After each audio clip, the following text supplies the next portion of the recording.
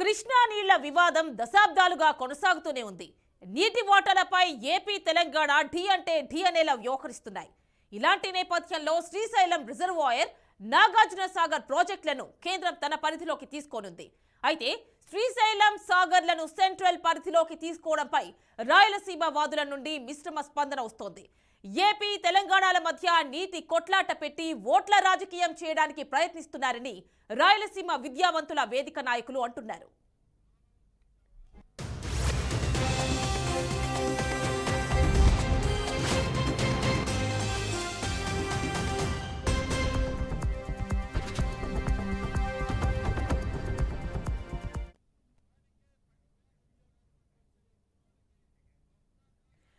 కృష్ణా నీటి వాటాలపై ఏపీ, తెలంగాణ, కర్ణాటక, మహారాష్ట్ర రాష్ట్రాలు గొడవ పడుతూనే ఉన్నాయి.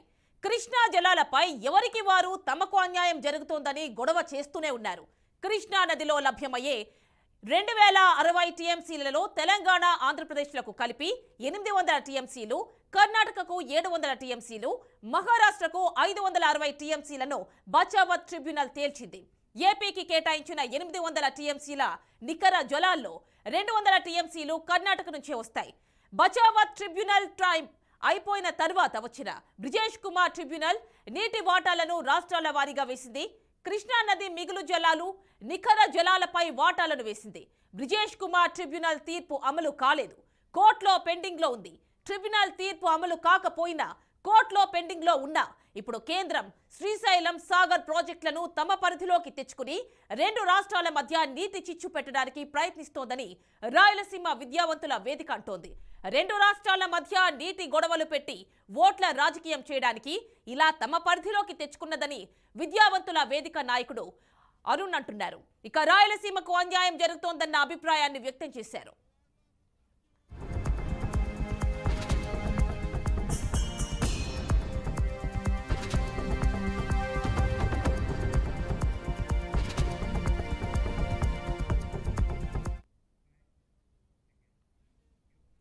అయితే శ్రీశైలం, నాగార్జున సాగర్ ప్రాజెక్టులను కేంద్రం తమ పరిధిలోకి తీసుకోవడాన్ని retired irrigation engineer స్వాగతిస్తున్నారు.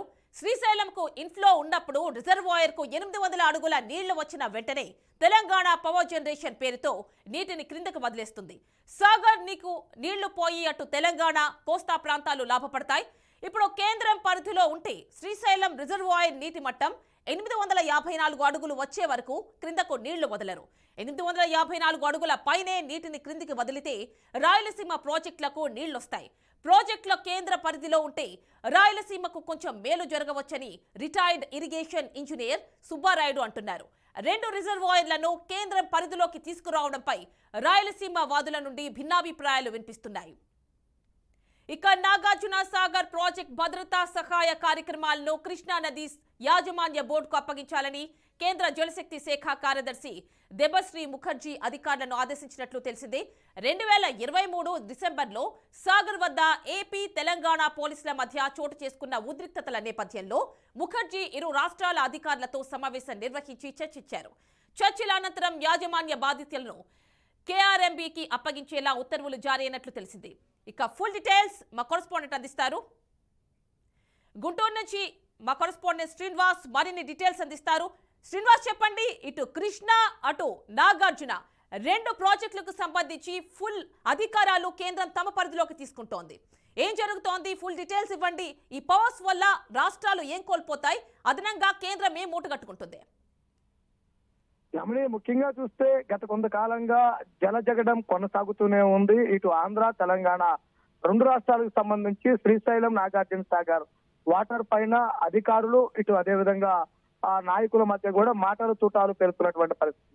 Krishna tribunal ఆదేశాల ప్రకారం నీళ్ల పంపిణీ జరిగింది. ఎవరి నీళ్లు వాళ్ళు వాడుకునే అవకాశము, వెసులుబాటు కూడా కల్పించారు. కానీ వాటిని అమలు చేయకుండా ఉండి ఇటు ఎవరికి అవసరమైన టైంలో వాళ్ళు అధికారాలు ఉపయోగించుకొని నీటిని వాడుకోవటం వల్ల అనేక ఇబ్బందులు ఎదురవుతున్నటువంటి పరిస్థితి ఉండడం జరిగింది.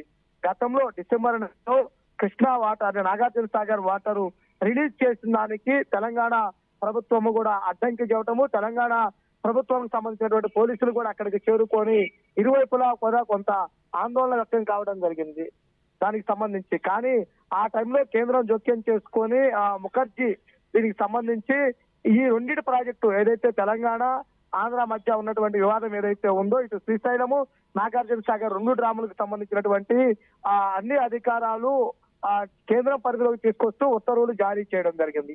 అంటే సమస్య పరిష్కారం అయ్యేంత వరకు కూడా కేంద్రం ఆధీనంలో నీటికి సంబంధించినటువంటి విడుదల ఇటువంటి జరుగుతాయని కూడా స్పష్టం చేశారు. కానీ ముఖ్యంగా చూసుకున్నట్లయితే కనుక ఇక్కడ రెండిటికి సంబంధించి ఏదైతే ఆంధ్ర తెలంగాణకు సంబంధించి విభజన జరిగిన సమయంలో ఆంధ్రాకి రావాల్సిన వాటా ఎన్ని క్యూసెక్ల నీరు రావాలి, అంటే ఎన్ని టీఎంసీల నీరు రావాలి, తెలంగాణ ఎన్ని టీఎంసీల నీళ్లు వాడుకోవాలి అనే విషయాలపైన కూడా క్లారిటీ ఇవ్వడం జరిగింది. ప్రతి సంవత్సరం కూడా సేమ్ ఫిబ్రవరి, మార్చి, ఏప్రిల్ వస్తున్న సమయంలో త్రాగునీటి అవసరాలు ఇచ్చే ఆంధ్రప్రదేశ్ కు తెలంగాణకు 2 పక్కల కుడి ఎడమ కాలువలకు కూడా విడుదల చేస్తున్నటువంటి పరిస్థితి జరిగింది. కానీ ఇప్పుడు చూసినట్లయితే కనుక గతంలో ఏదైతే ఉద్రిక్తత వాతావరణం కొనసాగి తెలంగాణలో ఉన్నటువంటి ఏదైతే కార్యాలయాలు ఆ కార్యాలు తెలంగాణలో నిర్వహిస్తూ ఆంధ్రాలో ఉన్నటువంటి కార్యాలయాలు ఆంధ్ర నిర్వహిస్తున్న సమయంలో ఇరువైపులా ఆర్గ్యూ జరుగుతున్న నేపథ్యంలో కేంద్రం జోక్యం చేసుకొని కేంద్ర జలవనరుల శాఖ వారు జోక్యం చేసుకొని వీటన్నిటినీ కూడా కేంద్రం పరిధిలోకి ఇటు తెలంగాణ ఆంధ్ర అధికారులకు లేకుండా మొత్తం శ్రీశైలము నాగార్జున సాగర్ కు సంబంధించినటువంటి 2 ఏర్పాట్లకు సంబంధించి నీటి విడుదల పర్యావరణము అనుకూల వాటికి సంబంధించినటువంటి అన్ని విషయాలపైన కూడా ఇరువురు కూడా మొత్తం కూడా కేంద్రం ఆధీనంలోకి తీసుకోవడం జరిగింది.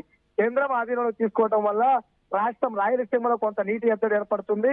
కృష్ణానదిపై కొనసాగుతున్న వివాదాన్ని త్వరగా పరిష్కరించాలని రాయలసీమ వాసులు కోస్తాంధ్ర వాసులు అందరూ కూడా కోరుతున్నటువంటి పరిస్థితి. అయితే ముఖ్యంగా చూస్తే నాగార్జున సాగర్ డ్యామ్ కు సంబంధించి సగం గేట్లు ఆంధ్ర పరిధిలో సగం గేట్లు తెలంగాణ పరిధిలో ఉన్న నేపథ్యంలో ఎప్పటికీ అది చిక్కుముడిగానే ఉంటుంది. ఇప్పటికైనా కానీ జోక్యం చేసుకొని కృష్ణా రివర్ బోర్డుకి సంబంధించి పూర్తి స్థాయి అధికారాలు ఇచ్చి వాటిని సమస్యలు పరిష్కరించాలని కూడా కోరుతున్నారు. అదే విధంగా చూసుకున్నట్లయితే కనుక లక్షావతి ట్రిబ్యునల్ తీర్పు ప్రకారము మహారాష్ట్ర, కర్ణాటక ఈ కృష్ణా జలాల వినియోగంపై ఏదైతే ఉందో దాని ప్రకారం నీటి పంపిణీ జరగాలని కూడా ఇటు ఆంధ్ర తెలంగాణలో 2 రాష్ట్రాల ప్రజానికం కోరుకుంటున్నారు. అంటే కృష్ణా ట్రిబ్యునల్ కు సంబంధించినటువంటి కృష్ణా నది బోర్డుపై ఏర్పాటు చేసినటువంటి ఏదైతే ఉందో దానికి సంబంధించి చూసినట్లయితే కనుక ఇరు రాష్ట్రాలకు సంబంధించి ఆధిపత్య ధోరణి వ్యవహరిస్తూ కూడా నీటి వివాదాన్ని చిలికి గాలివానలా చేస్తున్నారు. ఇప్పటికీ 10 సంవత్సరాలు అవుతున్నా కానీ రాష్ట్ర విభజన జరిగి ఈ సక్రమంగా అమలు కావటం లేదని కూడా ఆవేదన వ్యక్తం చేస్తున్నారు. అంటే శ్రీనివాస్, టోటల్ గా కృష్ణా రివర్ మేనేజ్మెంట్ బోర్డ్ స్వయం ప్రతిపత్తి కోల్పోయినట్టేనా? అంటే ఇప్పుడు మొన్న డిసెంబర్ లో జరిగినటువంటి ఇరు ప్రభుత్వాలకు సంబంధించినటువంటి తీసుకునే నిర్ణయాల కారణంగా కృష్ణా రివర్ బోర్డుకి సంబంధించినటువంటి ఆధిపత్యం పోవడం జరిగింది. కేంద్ర పరిధిలోకి తీసుకున్న తర్వాత వీటిపై డెసిషన్స్ కోసం ప్రతిదీ కూడా కేంద్రం కల్లి ఎదురు చూడాల్సినటువంటి పరిస్థితి ఉండడం జరిగింది. అసలు ఎవరికి ఎన్ని టీఎంసీలు, ఎవరికి ఏ విధంగా ఏంటి, ఏ టైంలో నీటి విడుదల అనేది పూర్తిగా అక్కడ పేర్కొన్నా కానీ దాన్ని అమలు చేయడం లేదు కాబట్టి ఇటువంటి వివాదం కొనసాగుతా ఉంది. ఇప్పటికైనా కేంద్రం దృష్టి సారించి ఇరు రాష్ట్రాలకి నీటి వివాదం లేకుండా కూడా చర్యలు తీసుకోవాలని కూడా కోరుతున్నారు.